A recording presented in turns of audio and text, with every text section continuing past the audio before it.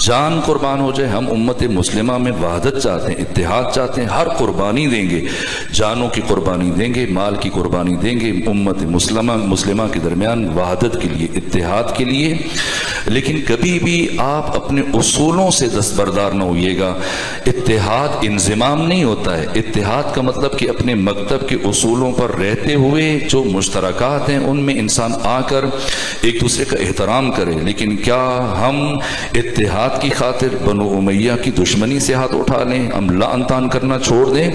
نہ, یہ تبرہ, یہ لعن طعن اتنا بڑا عمل ہے کہ علی امیر المومنین خانہ کعبہ کے گرد طواف کر رہے تھے اور آپ کا ایک ساتھی طواف کر رہا تھا, اور ہر اس طواف کے دوران وہ دعائے طواف پڑھتے پڑھتے جب امام کے قریب آتا تھا تو امام کو سلام کرتا تھا, درود پڑھتا تھا, دعائیں پڑھتے ہوئے سلام کرتا تھا. حضرت سلام کا جواب دیتے, اور آخری طواف میں وہ اہل بیت کے دشمنوں پر لعنت کر رہا تھا.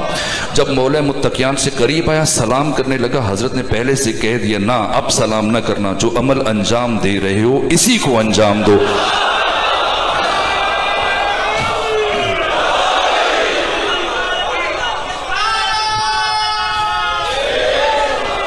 اگر یہ امام علی زین العابدین کے فرامین ہیں. امام جعفر صادق علیہ السلام نے فرمایا, آپ سے پوچھا, ایک صحابی نے پوچھا کہ اے امام, ایک فرشتہ ہے جو انسان کی نیکیاں درج کرتا ہے, ایک فرشتہ ہے جو انسان کے گناہ درج کرتا ہے, ایسے کبھی ہوا کہ ایک وقت میں دونوں فرشتے کام کریں؟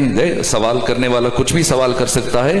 اب انسان ایک ہے, اس سے ایک ہی طرح کا عمل ظہور ہو سکتا ہے, یا نیکی یا بدی.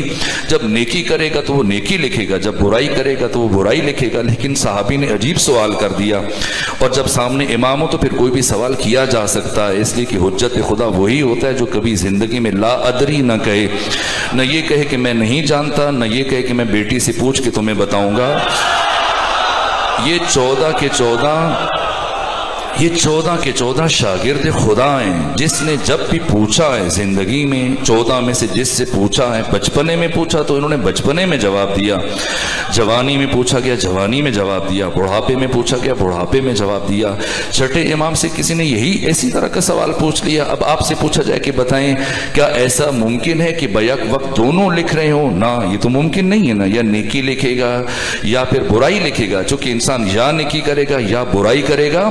لیکن صحابی نے جب یہ عجیب سوال کیا تو امام نے اس بات میں سر ہلا دیا, ہاں ایک عمل ایسا ہے کہ دونوں متحرک ہو جاتے ہیں.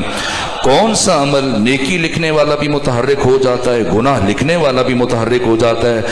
تعجب سے پوچھا فرزند رسول وہ کون سا عمل ہے؟ تو امام نے فرمایا, جب کوئی قاتلان فاطمہ زہرا پر لعنت کرتا ہے تو نیکی لکھنے والا نیکیاں لکھنا شروع کرتا ہے, اور جو گناہ لکھتا ہے وہ اس کے گناہوں کو محو کرنا شروع کر دیتا ہے.